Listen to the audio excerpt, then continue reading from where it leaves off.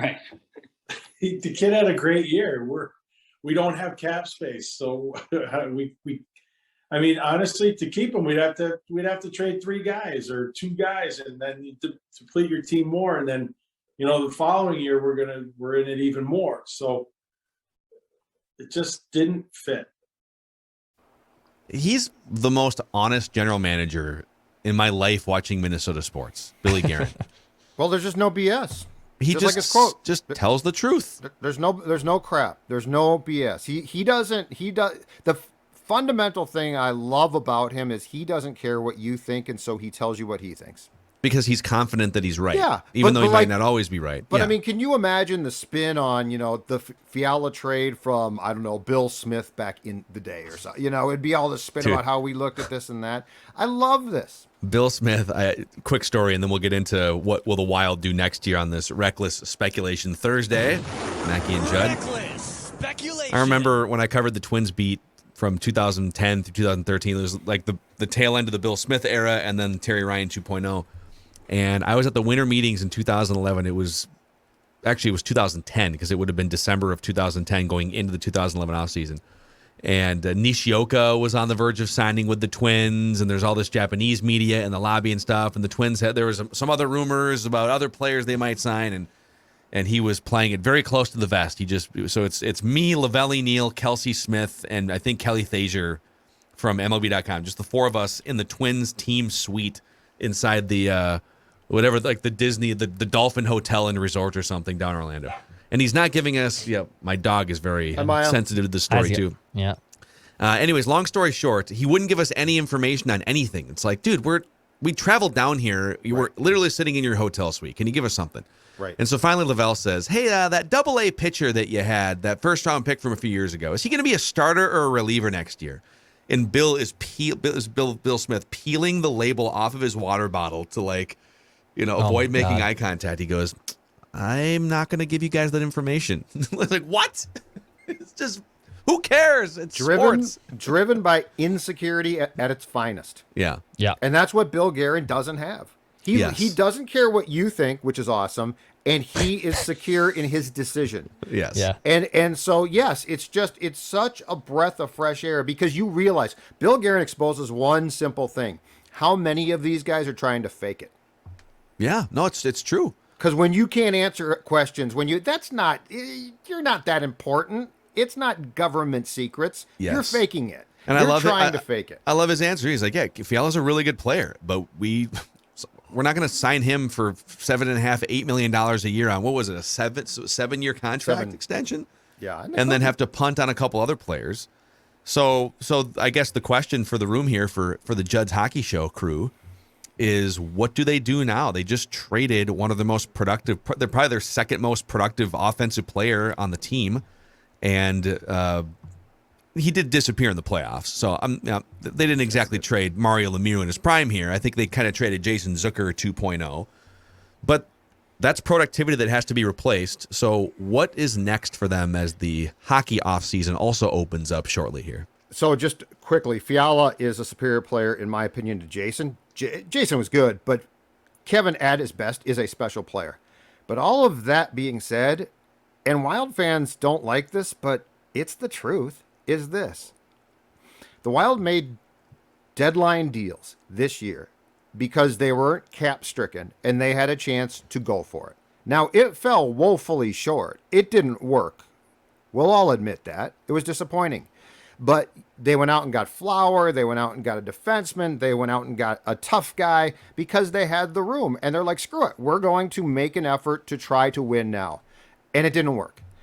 But from the day that they bought out Suter and Parise, and if they had stayed, those contracts were going to cause cap hell, okay? So like they accelerated cap hell, but those contracts were going to cause problems. But from the day that they bought them out, and Bill Guerin spent months talking to ownership about this. So it's not like they bought them out and somebody looked at the books and said, oh my God, did you see what it's going to do to us for the next 3 years after 2021, 22? Mm-hmm. This team is prepared, and this team is going into now a phase where they are going to spend the next 3 years trying to be as competitive as possible with a young, fast team, but they are prepared for the results of the buyouts. So like nothing about this. The problem with Chucky Fletcher, I felt, was the swings, right? We're going for it. We're not going for it. We're sort of going to go for it. Let's get Dubnyk. And look, I got that. But Bill Guerin has a plan here. And I'm going to be a Guerin apologist because part of that plan... There's no reason not to be. He's good at his job. But ordinarily I'm not. But I get this one. What they're doing is they're going to build around Kaprizov, who, by the way, when you have Kaprizov... Koivu? You're always going to be competitive. Like he's that good. He is a superstar player. So like it's not like, well, we've got this sort of good player and then these slappies. No, you've got a superstar player and they are banking on one very simple thing. They are banking on the fact that all of these prospects that they're obtaining and draft picks, 2 first-round picks last year, 2 now 19 and 24 next Thursday, are going to develop. And the reason why they went and hired Judd Brackett from the Canucks is because he is known as a fantastic scout. And so they are putting all of their eggs in the carton of, okay, the next 3 years financially are going to suck. It's going to be real tough. But we're going to build a good, young, fast team. And then in 3 years, which will be going into the last year of Kaprizov's current contract, we can then supplement and add because we will be going full steam with these prospects. It makes sense. Like, so how good can they be in the meantime? I mean, they're good. They should still be a playoff team in the meantime. Yeah. They can be competitive. But here's what I like about this too. And Guerin was just proven right by what we saw in the Stanley Cup Finals. Tampa Bay and Colorado are teams that were fundamentally built on a foundation of draft picks. Mm-hmm. Like, those aren't teams that went and said, let's go get Parise and Suter, and then they can mix in with some draft picks. The Wild did not tank, which there was a time I would have supported that. But they did not tank. But that does not mean that you can't go a different route to develop a good team, right? So this is all about, I think, Dex, simply development. And if it works, it should be a lot of fun. They're banking on guys like Matt Boldy, who came up and was phenomenal for them. They're banking on future guys like Marco Rossi potentially stepping in and being effective for them right away. You know, Tyson Jost was playing a fourth line role, but also could be now elevated with Fiala being absent, who was a 10th overall pick not too long ago. The point of hitting on your draft picks here is pretty crucial because right now you have 4 picks in the first 56 of the draft. So I believe it's 19, 24, 48, 56. Now, I still think, recklessly speculating, speculation, I would be pretty surprised if the Wild make all 4 of those picks. I think either they'll be packaged to moved up, they could even mortgage them to move down, they could get future assets with them. I would be pretty surprised if they indeed stay put and make all 4 of those selections in their allotted spots. But they have to have players come through that are in their system and hit and develop on them. The bigger question I think I have for Guerin after this first Fiala move is, as of right now, you only have $6.5 million in cap space. 6.5, that's it. And you have 2 pretty decent free agents left in Marc-Andre Fleury, who is up there in age and might not make $6 or $7 million again, but certainly is not going to take a vet minimum discount. And you have Jake Middleton, who's an RFA, who played very nicely for you, won't break the bank, but still is probably looking at a payday between, I don't know, Judd, $3 to $4 million probably for AAV, maybe a little less, but I would put it at that. So that's only $6.5 million. And I don't think you have the room right now with $6.5 million to pay both Fleury and Middleton. So that means someone else is going to get moved here. And I would say the leading candidates of that are Dumba, potentially Dmitry Kulikov, who does have a modified no-trade clause somehow, some way. John Merrill is making chump change, but you can move the contract. You have to figure out some other player, and some other player that the fans know well is probably going to be moved by opening night next season to clear more space and to also bring in other assets to make you still a competitive team. Okay, on Fleury, and I get that like trading Dumba is going to help you a lot more with cap space than not bringing Fleury back. But does that need to continue? It was what it was. You tried to spark your team last year to make a Stanley Cup run. I don't know that you need to continue it. It didn't work as well as you wanted. I thought it was a great move, but I don't know that it needs to be a thing in 2022-23 for this team. I think the Fleury camp is probably going to say peace out. It doesn't, to me, it doesn't make a lot of sense for Fleury to come back here. Like, this team is, I don't want to say they're rebuilding. That's too strong of word. But they are definitely going into a mode now of being young and hopefully exciting and competitive. But they're not, I mean, the flower should go to a place where he can blossom. Wow. Okay. Wow. Did you get that? Yes. Did you get that, folks? No, we didn't. No, Could you explain very that much. one? Could you explain that one to us? So anyway, a flower. So yeah, I don't think it needs to continue, and I don't think it needs to continue because I think he's probably going to try to go back to Pittsburgh, which is absolutely fine. I loved that deal, but it doesn't make a lot of sense for this team, if you think about it, to try to bring back a veteran goaltender who might cost you a bit. Yeah. And so no, but I mean, when you look at what this team has now, and this was a Fletcher huge problem. This franchise was trading draft picks. Their American Hockey League team in Iowa stunk. I mean, it was awful. Look at what they have now. And just as an example, so the World Junior Championships are going to be played in a month from now, August, all right? That is the creme de la creme of young prospect talent pool. Those guys are fantastic. The Minnesota Wild, between Team Canada and the U.S. team now, is going to have 5 defensemen combined. 5 defensemen who are young, who are top prospects. They're going to have the starting goaltender on Team Sweden was a first-round pick by the Wild last year. All of this is to say, like, these guys aren't going to take years to develop. This isn't baseball. Mm-hmm. So all of this is to say, I think they are positioning themselves perfectly where a guy like Fletcher was always chasing the carrot immediately. And so, hey, take a first-round pick here, a second-round pick there. Mm-hmm. Now we've got no system. Look at it now. The Wild has a system, and they are bringing up top prospects. I mean, 5 defensemen, to Declan's point, that's collateral to trade, too. Yeah. And from Marc-Andre Fleury's perspective, too, I mean, for all the reasons you guys just laid out, the Fiala trade had to happen.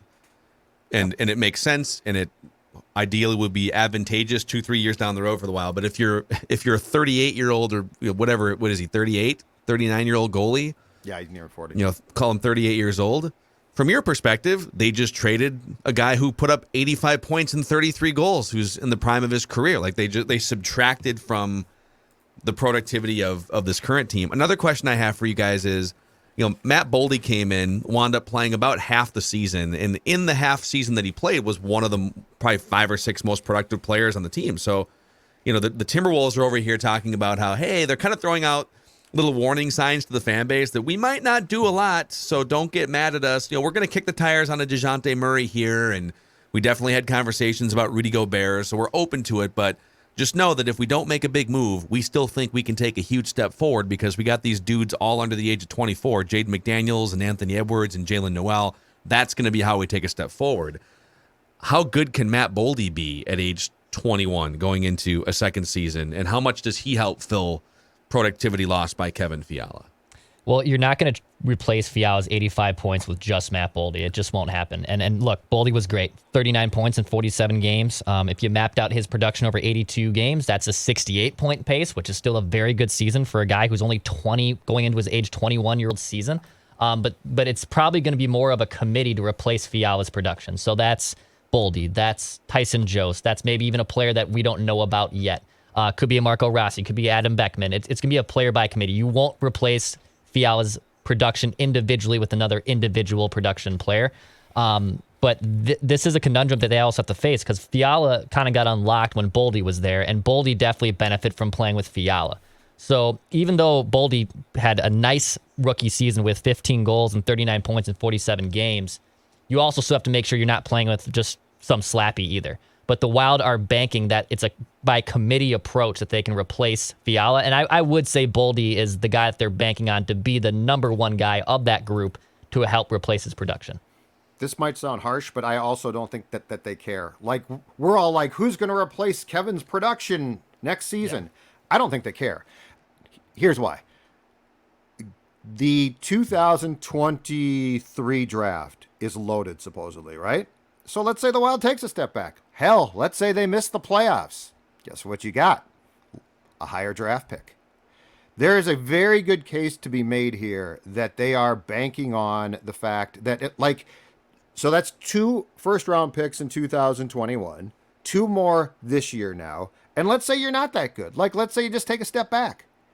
If you get a decently high draft pick in 2023, now we're really talking. Again, it's what could Spurgey get you? It's all about I think he's got a no move clause, and he's the cat. They're not going to trade him. I thought about that. Yeah, but it actually doesn't kick in till a year from now, the no move clause. Oh, I still don't think they're going to trade. I don't think they'll they're trade not their gonna trade captain. him. Just throwing it out there. Guerin is I wouldn't mind it. Guerin's very good about knowing about how can I put this? Reading the room. If you trade Spurgey, you're punting. Guerin doesn't want to punt. I think what he wants to do is challenge these guys, right? Challenge Kaprizov, challenge Rossi, challenge the entire team, which I sort of like. But the point is, I think he's also prepared for, okay, let's say they don't meet the challenge. You get a higher draft pick in a loaded draft in the first round. Again, this is all about looking at how successful teams are built. And successful teams are built through developing players. And look, in any salary cap league, this is also true, right? When you develop players and get max production, i.e. McKinnon in Colorado, what happens? You get them for cheap and they're unbelievable. Yeah. So there's a lot to be said about what the thought process is here. I think Wild fans are struggling with 113 points this past year. We got to have 113 again. I think that is an unrealistic ask for what they're trying to do. Yeah. It is hard because we expect success to be this linear climb. And then if you take a step back, but there is a path here to maybe taking a slight step back for a year or two. Maybe not. I mean, who knows? Maybe Kaprizov takes another step forward or something. But this all makes sense. On the surface, wow, they just traded one of their best players for future assets after having one of the best seasons, if not the best season in franchise history. But it all makes quite a bit of sense here. What's the most important thing? Among the sports that we talk about the most important thing to me is the person who runs the operation of that actual team, not the business, has some trust from us. Like Bill Guerin to me, and look, the way that the playoffs came to a conclusion against the Blues sucked. It was incredibly disappointing. But the way that Bill has gone about his business has developed, personally, for me, trust. The other thing I like is it's very clear, and this is incredibly important, and this is where the Vikings thing scares me. It's very clear that Bill Guerin has control of ownership, Leopold. I mean, he basically spent months saying, Craig, I know your best friend is Suits. Like, you guys go places. He's a great player. You love him. But you gave me this job. And you gave me a mandate to build a winning team. And I can tell you right now, that guy in our locker room is a losing type of player. He's very good, but he is not a winning player. Mm-hmm. And eventually Craig caved and said, okay, buy him out. Which is why I think the plan I'm talking about, like, if they miss the playoffs, it hurts at the gate a lot. But ultimately, if you have a plan that shows success, right? That shows a path to, and you're exactly right, Phil. It can't be 113 points. Now it's got to be 119. Tim Conley, like, I don't know yet, but the time he spent with Denver was impressive, and so I'm willing to trust that this guy is going to step in with Chris Finch and give the Wolves, especially as Glenn moves aside, a plan. The Vikings scare me a bit, not because of Kwesi, but because it seems like the Wilt said, "Bring everybody back. We think that we can win. Zim sucked," and I'm like, "Are you sure about that?" So I think part of the most important thing is, do you trust the people from the owner to the chief executive of the team? Do you have trust in what the vision and plan is? I think that's all a long way of Judd saying he's going to be advocating for the Wild to tank by about December 10th this season. I think that could be exciting. I think they could be. I think that they're going to take a step back, but I think with the speed and the youth, I think that they could be an exciting team. Yeah. You know what's exciting? Losing weight is exciting. Oh, that is exactly right. And you know what's more exciting than just one person in your household dropping weight? It's two. That's right. I'm here to tell you right now, Dawn has joined me, and we are now both going to talk to our friends at Livia Weight Control Centers, and I want you to join us because we are now teaming up to drop weight. I'm down 40 pounds, and I am keeping it off. thanks to my friends. And Dawn just joined, already down 5 pounds. And so you know what? And by the way, just to be clear, she came to me and said, "You've lost weight. I'd like to too." And so I told her, hey, it's as easy as the Simple Start plan, only $59. That's right, $59. 855-GO, LIVEA, Livea.com, LIVEA.com. It is a great feeling when you both can drop the weight. And I know, just like me, she's going to keep the weight off. Livea.com. A lot of people heading up to cabins for the weekend here for the 4th of July weekend. And Damn right. if you haven't been taking care of, the lakeside area, well, we got some friends who can help you out. That's right. It's my friends at Aquaside, because Aquaside products are easy to use and they begin working right away. So when you step onto the lake this week on the 4th of July, you have maybe a nice beverage in hand and you get your toes in the water a little bit. Have a little Zach Brown potentially playing in the background. Maybe some yacht rock. Phil loves his yacht rock, dude, and I know got my he'll Michael have. McDonald T-shirt on. I'm sure he'll be playing it all this weekend. And Aquaside has been helping people maintain those nice lake shores for over 60 years. They have Aquaside Pellet, which is their top seller. It's registered too with the EPA and DNR. Shipping is free.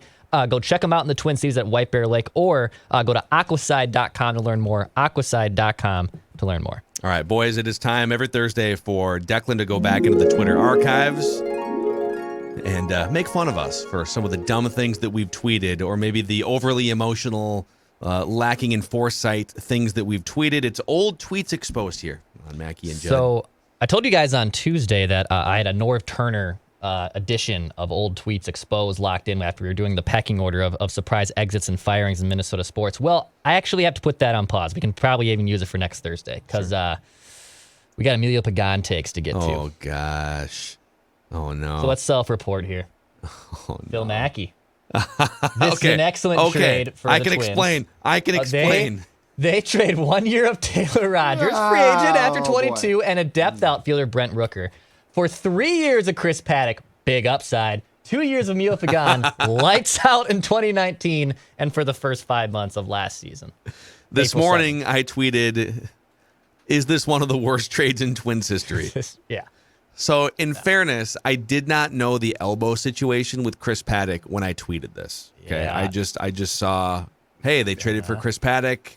He used to be a top prospect, and then I did a Google search, which I would recommend for the Twins front office next time you're about to trade for a pitcher that had UCL problems 6 months prior with no surgery.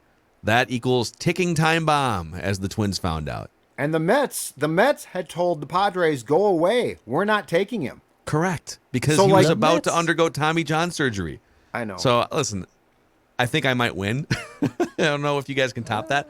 But I didn't know about the elbow when I tweeted that. My opinion changed when I found out about the elbow. Yep. Okay. Well, speaking of not doing a Google search, me on that same day and the same morning, I really like Rogers, but he's a pending FA. You flipped him for a controllable starter with upside plus veteran reliever. Also, Rooker was never going to crack the lineup at DH or the corners. Currently a constructed solid trade. But wait. Also, easier to patchwork a bullpen than it is to put together a formidable rotation. So don't sweat losing your highest leverage reliever. Well, at least for now. Bow. Well, here we are. 3 months later. I'm not saying anything till I see what I tweeted. Actually, spoiler alert, Judd's is actually the most tepid of ours. Judd won't win. Judd tends to play a little safer with these things. But just a weird observation. If the Twins are going to acquire Chris Paddock, you have to think Jace Tingler had plenty of input after the managing the Padres the past 2 seasons. Tingler is now the bench coach. And then Doogie, what if there's more than Paddock? With 124 likes. Oh, he's just floating out there. What if there's more than Paddock? Okay, but the funny thing is, as Doogie said on the scoop today, wouldn't Tingler have told the Twins, Pagan basically got me fired? Well, yeah, by blowing all those saves in the second half of the season. Yeah, that's the weird thing now. Maybe they didn't consult him. Maybe they weren't collaborating with Jace Tingler. What's time with the Padres? Don't know. So, all right, well, Judd, who wins? Is it me or Declan? Are we both going to jail? Boy, it's might be a handcuff. It's basically a tie. Yeah, we were both very, very high on this. So, all right, well, co-champions of old tweets exposed here. So there it is. We've got Action Movie Rewind coming out for you guys. I know we said last week we were going to do Face Off, but then we looked at the calendar and said, no, we should do Independence Day. A couple listeners said, this is obviously the weekend that you would do Independence Day. So we'll be doing Independence Day and the next week Face Off on Action Movie Rewind. So yeah, check that out and hope you guys have a very safe, don't blow any hands off or anything, no fingers, 4th of July weekend. Oh, like No fireworks. JPP. All right, just stay safe So out there. unnecessary. Mackie and Judd.